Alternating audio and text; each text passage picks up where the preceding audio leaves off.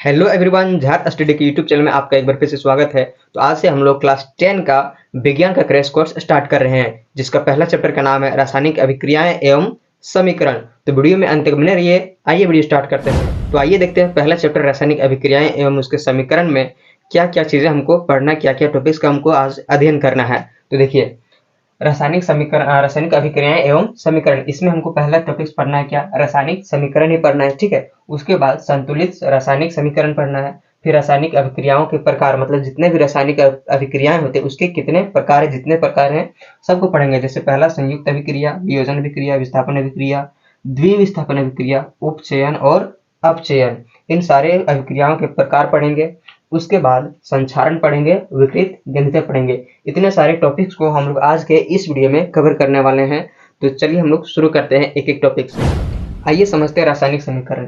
देखिए, जब दो अभिकारक को आपस में अभिक्रिया कराया जाता है तथा उससे जो उत्पाद बनता है, इस सब को निम्न समीकरण में लिखना रासायनिक समीकरण कहलाता है। ठीक है, समझिए। देखिए, जब दो अभिकारक यानी कि कोई अभिकारक को आपस में अभिक्रिया कराया जाता है। ठीक है, दो अभिकारक को आपस में अभिक्रिया कराया जाता है, उससे जो उत्पाद बनता है, यानी कि दो अभिकारक को आपस में अभिक्रिया कराया, उससे जो उत्पाद बना उसको अगर निम्न समीकरण, मान लीजिए एग्जाम्पल लीजिए मैग्नीशियम और ऑक्सीजन, ये दोनों क्या है, एक प्रकार से अभिकारक है। अब मैग्नीशियम और ऑक्सीजन को दोनों में अभिक्रिया कराएंगे तो प्लस लिखेंगे।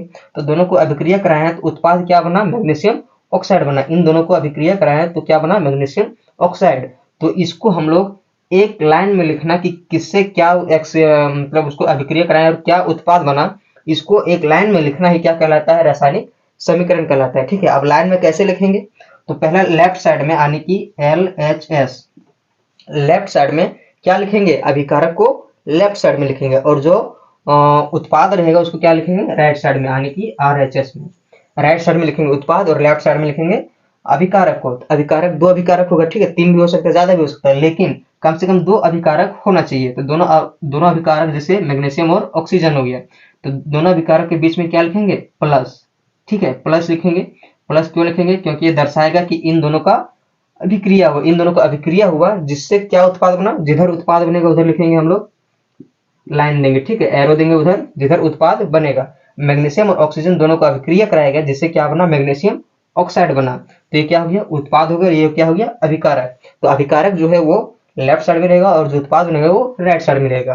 तो इस प्रकार से रासायनिक समीकरण तैयार हो गया। ठीक है, आइए हम नेक्स्ट टॉपिक की ओर बढ़ते हैं। देखिए, दूसरा क्या है, संतुलित रासायनिक समीकरण, यानी कि संतुलित रासायनिक समीकरण किसको बोलते हैं। तो देखिए, रासायनिक समीकरण के अभिकारक और उत्पाद दोनों और तत्वों के परमाणु को बराबर करना ही संतुलित रासायनिक समीकरण कहलाता है। यानी कि जो भी रासायनिक समीकरण रहेगा, तो अभी हमने पिछले टॉपिक में डिस्कस किया कि रासायनिक समीकरण किसको बोलते हैं, यानी कि रासायनिक समीकरण ऐसे हो गया। ठीक है, उसको एक लाइन में क्रमबद्ध तरीके से अभिकारक और उत्पाद एक तरफ और जिधर उत्पाद रहेगा उधर एरो देके दर्शाना ही क्या कहलाता है, रासायनिक समीकरण कहलाता है। तो उस प्रकार से जिधर अभिकारक रहेगा और जिधर उत्पाद रहेगा, दोनों साइड के तत्वों को क्या करना, उसके परमाणु को बराबर करना ही क्या कहलाता है, संतुलित रासायनिक समीकरण कहलाता है। ठीक है, तो ये संतुलित है या नहीं कैसे चेक करेंगे, यानी कि चेक करने का विधि ये हो जाएगा, जैसे यहाँ एक तत्व फेरस Fe, इसको क्या बोलेंगे, लोहा बोलेंगे। ठीक है, Fe, और ये H2O, ये हो गया जल का सूत्र हो गया। ठीक है, तो देखिए ये हो गया लोहा, ये हो गया जल। लोहा और जल का अभिक्रिया कराया गया, जिससे क्या बना, फेरस ऑक्साइड बना और H2 मतलब हाइड्रोजन मुक्त हो गैस बन गया। ठीक है, तो देखिए फेरस और H2O जल, तो Fe यहाँ कितना है, इसका परमाणु कितना है, यहाँ एक है। ठीक है, और यहाँ इधर बोलेंगे, इधर हो गया अभिकारक, इधर हो गया उत्पाद। तो उत्पाद में Fe कितना है, Fe3। तो Fe3 कितना परमाणु बन गया है, Fe3 मतलब जो Fe है, आयरन लोहा है, उसका कितना परमाणु बन गया, 3 परमाणु बन गया। लेकिन यहाँ पर लोहा का परमाणु कितना था, 1। तो इसी को संतुलित करना ही, अगर संतुलित हो जाए तो ये क्या कहलाएगा, संतुलित रासायनिक समीकरण कहलाएगा। लेकिन संतुलित ये नहीं है, तो संतुलित करते हैं। देखिए Fe यहाँ कितना है, Fe यहाँ 1 है, यहाँ Fe कितना है, Fe यहाँ 3 है ना। तो यहाँ 3 है, तो यहाँ क्या करेंगे, 3 यहाँ डाल देंगे। 1 मिनट हाईलाइट के लिए रेड पेन यूज करते हैं। देखिए Fe3 है, तो यहाँ 3 है, तो यहाँ भी 3 दे देंगे। ठीक है, तो क्या हो गया, 3Fe हो गया। तो यहाँ 3Fe और ये भी 3Fe हो गया, आयरन इक्वल हो गया। अब देखते हैं H2, वो H2O, तो यहाँ H2 कितना, यहाँ 2 है, यहाँ भी 2 है, तो H2 भी यहाँ इक्वल है, लेकिन वो यहाँ कितना है, वो यहाँ 1 है, ऑक्सीजन के यहाँ 1 है, लेकिन ऑक्सीजन की मात्रा यहाँ क्या है 4, यहाँ क्या है 4 है, ऑक्सीजन इधर कितना है 4 और इधर ये है 1, तो यहाँ पे क्या करेंगे, यहाँ भी 4 देंगे, 4 देंगे तो क्या हो जाएगा, तो यहाँ क्या हो जाएगा, यहाँ वो 4 है, इधर भी क्या हो जाएगा वो 4, 4 क्या होगा, इससे भी गुना होगा और इससे भी, H के साथ भी गुना होगा और O के साथ भी, हाइड्रोजन और ऑक्सीजन दोनों के साथ में 4 गुना होगा, 4 गुना 8 यहाँ H2 हो गया, H हो गया, और 4 एकम 4 हो गया यहाँ क्या ऑक्सीजन, ऑक्सीजन क्या हो गया 4 यहाँ भी 4 यहाँ भी, लेकिन यहाँ पे क्या हो गया H2, 4 दूना 8, H क्या हो गया 4 दूना 8, 4 दूना 8, यहाँ H2 क्या H क्या हो गया 8 हो गया, लेकिन H यहाँ क्या है केवल 2 ही ठो, ठीक है, H यहाँ H का परमाणु 2 है, लेकिन कितना करना है हमको 4 दूना 8, यहाँ 4 लिख देंगे, तो क्या हो जाएगा 4 दूना 8 परमाणु इधर हो गया H का भी हो गया 4 दूना 8, O का 4, O का 4, Fe3 है और 3Fe, मतलब सबका क्या हो गया एक प्रकार से संतुलित रासायनिक समीकरण ये हमारा तैयार हो गया।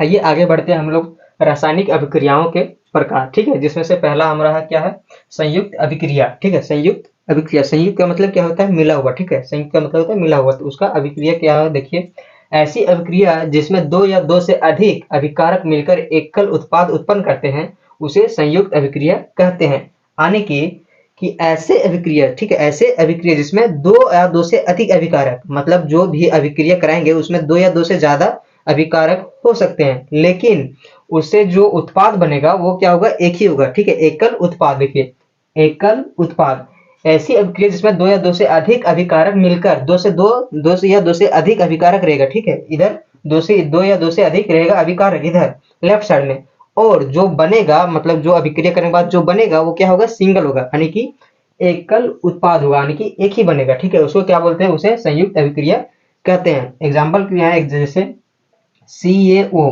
ठीक है, पहला है CaO यानी कि कैल्शियम ऑक्साइड, जिसको क्या बोलते हैं हम लोग बुझा हुआ चूना, ये किस प्रकार में है, ये ठोस में है, ठीक है, CaO बुझा हुआ चूना क्या है, ये ठोस में है, मतलब वो रिजिड है, ठोस है, और एक और का अभिकारक क्या है H2O यानी कि जल, यानी कि बुझा हुआ चूना जो ठोस है, मतलब बिना बुझा हुआ, उसको बुझा हुआ नहीं बोल सकते, बिना बुझा हुआ चूना है वो ठोस में है और एक जल है, दोनों को एक साथ मिला दिया जाता है, यानी कि अभिक्रिया कराया जाता है, तो अभिक्रिया कराया गया उसके बाद क्या उत्पाद बना, हमारा उत्पाद बना CaOH2, यानी कि बुझा हुआ चूना जो क्या बना एक तरल बना। यहाँ पे हम बता सकते हैं कि यहाँ 2 अभिकारक होगा, पहला हो गया CaO और प्लस में H2O, ये दोनों 2 अभिकारक हो गया, ठीक है, लेकिन उत्पाद में क्या बना केवल एक ठो बना, यानी कि एकल उत्पाद बना, तो उसको क्या बोलेंगे हम लोग संयुक्त अभिक्रिया, जिसमें 2 अभिकारक मिलके एक उत्पाद का बनाए उसको क्या बोलेंगे हम लोग संयुक्त अभिक्रिया बोलेंगे। आइए दूसरा अभिक्रिया का प्रकार जानते हैं, वियोजन अभिक्रिया, ठीक है, इसमें क्या होता है वह अभिक्रिया जिसमें एकल अभिकर्मक टूटकर छोटे छोटे उत्पादों का निर्माण करता है वियोजन अभिक्रिया कहलाता है, ठीक है, पिछला अभिक्रिया क्या था उसमें 2 अभिकारक या 2 से अधिक अभिकारक मिलके एक एकल उत्पाद बना रहा था, लेकिन यहाँ पे क्या है एकल क्या रहेगा एकल अभिकर्मक रहेगा, जो क्या होगा किसी के या तो उष्मा या फिर कुछ भी रहेगा उससे उसमें रखा जाएगा, यानी कि उससे अभिक्रिया कराया जाएगा, तो क्या हो जाएगा वो बहुत से प्रकार में बहुत छोटे छोटे उत्पादों में टूट जाएगा, ठीक है, यानी कि इसमें एक से अनेकों में टूटना, ठीक है, वियोजन अभिक्रिया कहलाएगा, ठीक है, देखिए संयुक्त अभिक्रिया क्या था जिसमें 2 अभिकारक मिलके एक एकल उत्पाद बना रहा था, वो क्या रहता होता था संयुक्त अभिक्रिया, लेकिन इसमें क्या है वियोजन अभिक्रिया जिसमें एक एकल रहेगा, लेकिन वो टूट के क्या होगा बहुत सारे उत्पादों में छोटे छोटे उत्पादों में विभक्त होगा, उसको क्या बोलेंगे हम लोग वियोजन अभिक्रिया, यानी कि अलग होना, ठीक है, तो इसमें एक एग्जांपल देखिए 2FeSO4, इसका नाम क्या है फेरस ऑफ सल्फेट, ठीक है, फेरस सल्फेट जब उष्मा में रखा जाता है तो उष्मा ने हीट में रखा जाता है, क्या इसमें क्या क्या एकल उत्पाद में टूट जाता है Fe2O3 में टूट जाता है, यानी कि फेरिक ऑक्साइड में टूट जाता है, और SO2 और SO3 ये दोनों क्या है गैस है, ठीक है, यानी कि एक क्या है केवल फेरस सल्फेट है जो उष्मा में रहने के बाद यानी उष्मा में रखने के बाद फेरिक ऑक्साइड और SO2 और SO3 गैस में विभक्त हो जाता है, छोटे छोटे उत्पादों में टूट जाता है, तो एक एकल अभिकर्मक से टूटकर अन्य छोटे छोटे उत्पादों में विभक्त होना ही क्या कहलाता है वियोजन अभिक्रिया कहलाता है। आइए समझते हैं नेक्स्ट विस्थापन अभिक्रिया। विस्थापन अभिक्रिया में क्या है वह अभिक्रिया जिसमें अधिक क्रियाशील धातु कम क्रियाशील धातु को उसके यौगिक में से विस्थापित करना, ठीक है, उसे क्या कहलाते हैं विस्थापन अभिक्रिया कहलाता है। यानी कि क्या बोला जा रहा है, वह अभिक्रिया जिसमें अधिक क्रियाशील, यानी कि जो ज्यादा क्रियाशील धातु है वो कम क्रियाशील धातु के यौगिक से विस्थापन करना, मतलब एक्सचेंज कर लेना। ठीक है, एक्सचेंज नहीं बोल सकते, मतलब उससे ले लेना। जो मान लो अधिक ताकतवर है वो कमजोर से अपना यौगिक ले लेगा। ठीक है, उसका यौगिक। तो देखिए एग्जाम्पल के थ्रू समझते हैं। Fe एक ठो है, Fe मतलब आयरन, और ये कॉपर सल्फेट। Fe है और कॉपर सल्फेट, इन दोनों का अभिक्रिया कराया जाएगा तो क्या हो जाएगा। अब एक मिनट यहाँ समझ लेते हैं। यौगिक, यौगिक किसको बोलते हैं, मतलब कॉपर और कॉपर सल्फेट है, कॉपर सल्फेट। लेकिन मेन जो यहाँ तत्व है कौन है, कॉपर है। लेकिन इसके साथ में एक और जो है साथ में, उसको क्या बोलेंगे, यौगिक। मतलब जो साथ में जुड़ा रहेगा बाद में उसको क्या बोलेंगे, यौगिक बोलेंगे। तो कॉपर के साथ क्या जुड़ा है, सल्फेट। तो कॉपर का यौगिक क्या हो जाएगा, SO4, वो सल्फेट हो जाएगा। ठीक है, तो इस प्रकार से Fe और COSO4 है, COSO4, ये दोनों अभिकारक है। ठीक है, अब इन दोनों का अभिक्रिया कराया जाएगा तो क्या होगा, इसका जो ये तत्व क्या है, अधिक क्रियाशील है। ये कमजोर क्रियाशील धातु से अपना जो यौगिक है इसका ये ले लेगा। ठीक है, अभिक्रिया करने के बाद देखिए जब अभिक्रिया किया हुआ तो FeSO4 हुआ, यानी कि SO4 किसके पास था, कॉपर के पास था। लेकिन कौन ले लिया, Fe ले लिया। देखिए Fe ले लिया, SO4 कॉपर के पास था, लेकिन अभिक्रिया हुआ। अभिक्रिया होने के बाद ये SO4 कहाँ आ गया, Fe के पास, यानी कि आयरन के पास आ गया। और कॉपर क्या हो गया, कॉपर अलग हो गया। तो इस प्रकार से हम कह सकते हैं कि जब अधिक क्रियाशील धातु है वो कम क्रियाशील धातु का यौगिक अपने की ओर ले लेना, अपने में विस्थापित कर लेना ही क्या कहलाता है, विस्थापन अभिक्रिया कहलाता है। आइए समझते हैं द्विविस्थापन अभिक्रिया नेक्स्ट। ठीक है, देखिए ऐसी अभिक्रिया जिसमें अभिकारकों के बीच आयनों का आदान प्रदान होता हो द्विविस्थापन अभिक्रिया कहलाता है। ठीक है, पिछला टॉपिक क्या था हमारा, पिछला अभिक्रिया था विस्थापन अभिक्रिया, जिसमें क्या होता था, उसमें यौगिकों का क्या होता था, विस्थापन होता था। लेकिन इसमें क्या हो रहा है, अभिकारकों के बीच में, यानी कि अभिकारक कौन है, लेफ्ट साइड में जो होते हैं ये दोनों अभिकारक हैं। अब इन दोनों के बीच में आयनों का आदान प्रदान होता है। ठीक है, आयन किसको बोलते हैं, देखिए हम डिस्कस कर लेते हैं। एग्जाम्पल लेते हैं Na2SO4 लेते हैं, Na2SO4, ये हमारा क्या हो गया, एक एग्जाम्पल हो गया। लेकिन इसमें डिसाइड कौन करेंगे कि आयन कौन सा है और यौगिक कौन सा है। तो आयन कौन सा हो जाएगा, जो पहले रहेगा। ठीक है, पहले क्या हो जाएगा, आयन हो जाएगा, ये हो जाएगा आयन। और उसी के जस्ट साइड में रहेगा, उसको क्या बोलेंगे हम लोग, यौगिक बोलेंगे, यौगिक। ये साइड, जो साइड में हो गया वो यौगिक, और जो पहले हो गया वो क्या हो गया, आयन हो गया। ठीक है, तो देखिए इसमें क्या था, दो अभिकारकों के बीच, यानी कि जो भी अभिकारक रहेंगे जिस अभिक्रिया में, ये क्या हो गया, अभिकारक। अब इन दोनों अभिकारकों के बीच में क्या प्रदान होगा, आदान प्रदान होगा, यानी कि लेन देन क्या होगा, आयनों का। आयन कौन सा है, देखिए पहला वाला, तो यहाँ आयन कौन है, Na2, और यहाँ क्या है आयन, Ba। ठीक है, Ba है। और इन दोनों को क्या होगा, आदान प्रदान होगा, यानी कि Na2 के, यानी कि Na2 कहाँ चल जाएगा, इसका यहाँ चल जाएगा। देखिए Na2 का आदान प्रदान हो गया जब, तो यहाँ आ गया। और Ba का आदान प्रदान होगा तो कहाँ आ गया, यहाँ पे आ गया। ठीक है, तो देखिए क्या हो रहा है, सोडियम सल्फेट था और बेरियम क्लोराइड, जो क्या हो गया, जिसका अभिक्रिया कराया गया तो क्या हो गया, उसका जो आयन है वो क्या हो गया, एक दूसरे के साथ में आदान प्रदान, मतलब लेन देन हो गया। इसका आयन कौन लग गया, सोडियम सल्फेट का सोडियम ले गया, यहाँ कौन ले गया, सोडियम ले गया क्लोराइड। ठीक है, सोडियम आ गया Cl2 के पास और Ba चल गया SO4 के पास में। तो इस प्रकार से द्वितीय विस्थापन अभिक्रिया वैसे अभिक्रिया बोलते हैं जिसमें अभिकारकों के बीच में क्या होता है, आयनों का आदान प्रदान होता है। आगे समझते हैं उपचयन एवं अपचयन। ठीक है, देखिए पहला समझते हैं उपचयन। ऐसी अभिक्रिया जिसमें किसी पदार्थ के साथ ऑक्सीजन का संयोग होता है उपचयन कहलाता है। ठीक है, देखिए ऐसी अभिक्रिया जिसमें किसी पदार्थ के साथ उसका अभिक्रिया कराया जाता है जिसमें ऑक्सीजन का संयोग होता है, यानी कि संयोग उसमें मिल जाता है, ऑक्सीजन क्या होता है उसमें, उस अभिक्रिया में मिल जाता है, उसको क्या बोलते हैं, उपचयन अभिक्रिया, यानी कि उपचयन बोलते हैं। एग्जाम्पल समझते हैं, जैसे ये क्या है, 2Mg है, यानी कि मैग्नीशियम है, प्लस में O2 यानी कि ऑक्सीजन। मैग्नीशियम और ऑक्सीजन दोनों का अभिक्रिया कराया जाता है, मैग्नीशियम और ऑक्सीजन का दोनों का अभिक्रिया कराया जाता है, तो क्या बनता है, जो उत्पाद बनता है वो क्या बनता है, 2MgO, यानी कि मैग्नीशियम ऑक्साइड। तो यानी कि यहाँ भी बताया जा रहा है किसी पदार्थ के साथ उसका अभिक्रिया होता है तो क्या होता है, ऑक्सीजन का संयोग होता है। ठीक है, ऑक्सीजन क्या और यहाँ पे जुड़ जा रहा है। जैसे एक पदार्थ क्या है, मैग्नीशियम, मैग्नीशियम के साथ ऑक्सीजन का अभिक्रिया कराया जाए तो ऑक्सीजन क्या रहा है, मैग्नीशियम में जुड़ जा रहा है, जो ऑक्सीजन है मैग्नीशियम के साथ जुड़ जा रहा है। ये क्या है, धातु। अब धातु पदार्थ है, तो पदार्थ के साथ जब ऑक्सीजन जुड़ जाता है तो क्या कहलाता है, वो उपचयन कहलाता है। MgO को जुड़ जा रहा है, देखो ऑक्सीजन क्या है, मैग्नीशियम के साथ जुड़ जा रहा है, ये क्या कहलाएगा, हमारा उपचयन कहलाएगा। अब यहाँ उपचयन कौन हो जाएगा, मैग्नीशियम हो जाएगा, कौन, मैग्नीशियम क्या कहलाएगा, ये उपचयन कहलाएगा। मैग्नीशियम के साथ ही क्या हो रहा है, ऑक्सीजन जुड़ रहा है, तो इसलिए जो उपचयन हो मैग्नीशियम कहलाएगा। अब नेक्स्ट देखते हैं अपचयन। ऐसी अभिक्रिया जिसमें ऑक्सीजन की कमी होती है उसको क्या बोलते हैं हम लोग, अपचयन अभिक्रिया। ठीक है, यहाँ पे देखिए अभी हमने क्या समझा, उपचयन। उपचयन में क्या होता है, ऑक्सीजन क्या होता है उसमें जुड़ जाता है, संयोग बन जाता है, यानी कि जुड़ जाता है। देखिए ऑक्सीजन यहाँ जुड़ गया। लेकिन जब अपचयन अभिक्रिया होगा तो ऐसी अभिक्रिया जिसमें ऑक्सीजन की कमी, यानी कि ऑक्सीजन क्या होगा उसमें हट जाएगा, यानी कि कमी हो जाएगा। तो एग्जांपल समझते हैं, CaCuO यानी कि कॉपर ऑक्साइड। यहाँ कॉपर है और ऑक्सीजन है, कॉपर और ऑक्सीजन दोनों मिला है कॉपर ऑक्साइड हो गया। अब प्लस क्या अभिक्रिया कराया जाता है, किससे, H2 से, हाइड्रोजन से।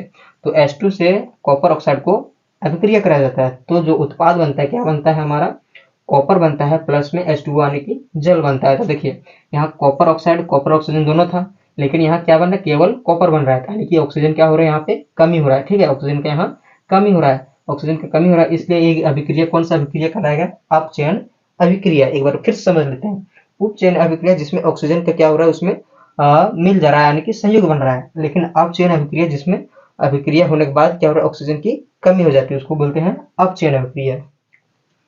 आइए अब हम लोग समझते हैं संक्षारण।